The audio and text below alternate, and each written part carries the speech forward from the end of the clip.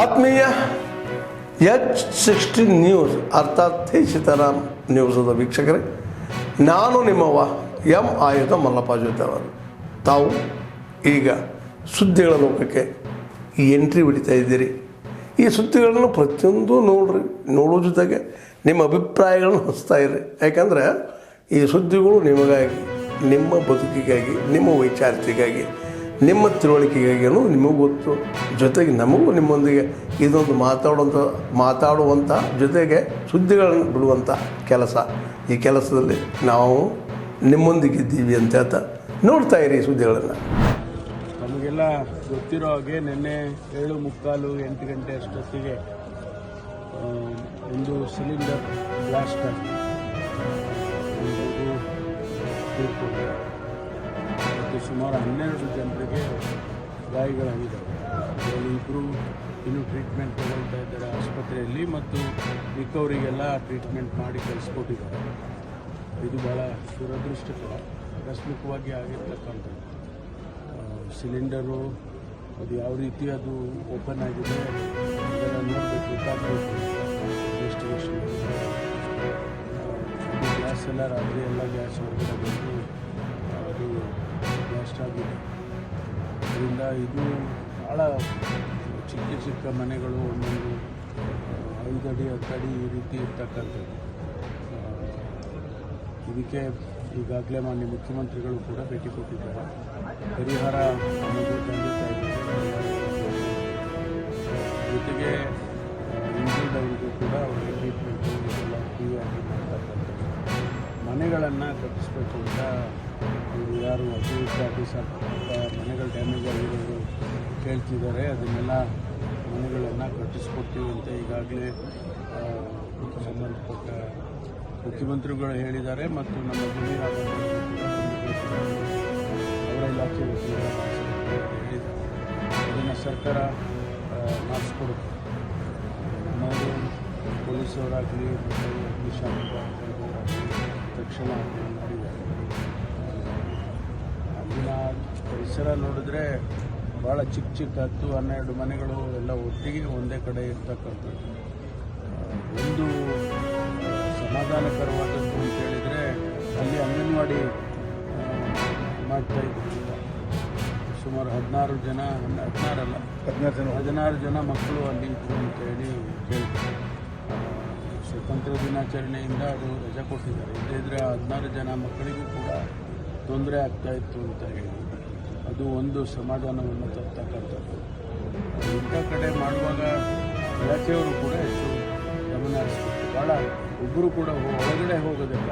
ಇಂಥ ಕಡೆ ಅಂಗನವಾಡಿ ಯಾರು ಪರ್ಮಿಷನ್ ಕೊಟ್ಟರು ಯಾರಿಗೆ ಅಂತ ಅದನ್ನು ಕೂಡ ನಾವು ಪರಿಶೀಲನೆ ಮಾಡ್ತೇವೆ. ಒಟ್ಟಾರೆ ಇದು ಭಾಳ ದುರದೃಷ್ಟಕರ ಅಂತ ಹೇಳಿ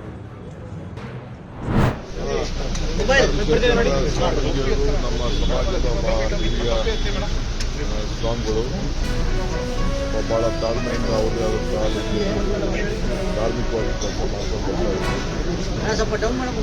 ಹೋಗ್ತಾ ಇದ್ದೀನಿ.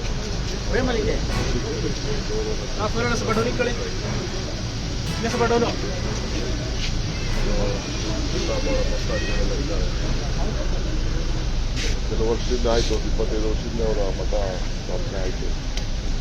ಈಗ ಒಬ್ಬರು ಯುವಕರಿಗೆ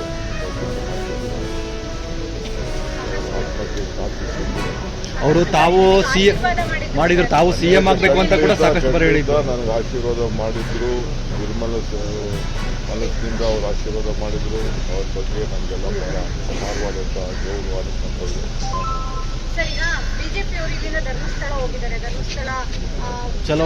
ನೋಡ್ರಿ, BJPಯವರು ಏನು ಮಾತಾಡಲಿಲ್ಲ, ಈಗೆಲ್ಲ ಮಾತಾಡ್ತಾ ಇದ್ದಾರೆ.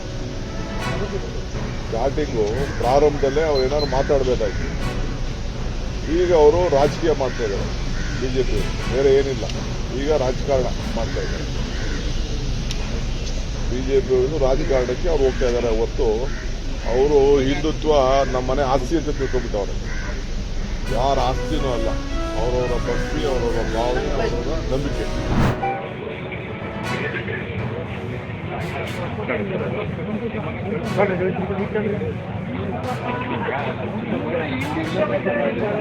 ಎಲ್ಲ ಮುಗಿಸೈತಾ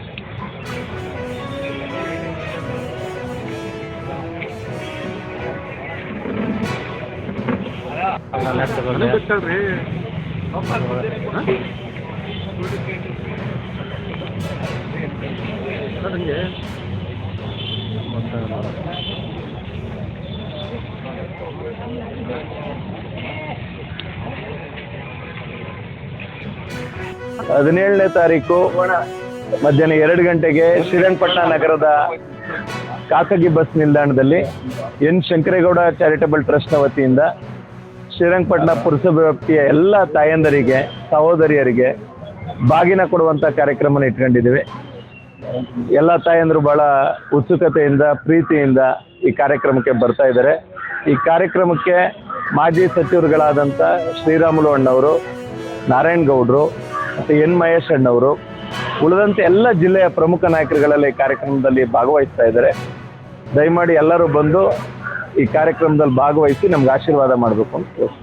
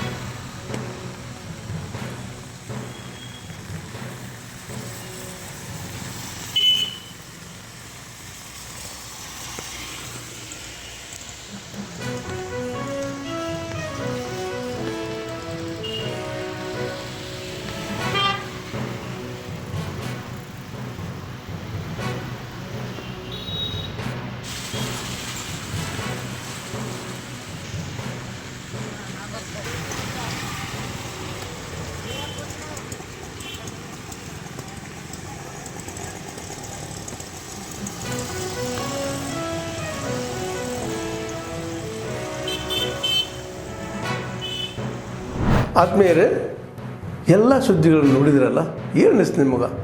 ಇದರಲ್ಲೇ ನಿಮ್ಗೆ ಲೈಕ್ ಆಗಿರ್ಬೋದು, ಡಿಸ್ಲೈಕು ಆಗಿರ್ಬೋದು, ಕಾಮೆಂಟ್ ಬೇಡಪ್ಪ ಅಂತೂ ಅನಿಸಿರ್ಬೋದು, ಕಾಮೆಂಟ್ ಮಾಡಬೇಕಪ್ಪ ಅನಿಸಿರ್ಬೋದು, ಶೇರ್ ಮಾಡಬಾರ್ದಪ್ಪ ಅನಿಸಿರ್ಬೋದು, ಅದು ಮಾಡಬೇಕು ಅನಿಸಿರ್ಬೋದು. ಏನಾದರೂ ಆಗಲಿ ಶೇರ್ ಮಾಡ್ತಾಯಿರಿ, ಈ ನ್ಯೂಸ್ಗಳನ್ನ ಹಂಚ್ತಾ ಇರಿ, ಜೊತೆಗೆ ಇದಕ್ಕೆ ಸಬ್ಸ್ಕ್ರೈಬ್ ಆಗ್ತಾಯಿರಿ ಅಂತ ಹೇಳ್ತಾ H16 ನ್ಯೂಸ್ ಅರ್ಥಾತ್ ಹೇ ಸೀತಾರಾಮ್, ಇದು ಸತ್ಯದ ಕೈಗೆ ನಡಿ. ವಂದನೆಗಳು.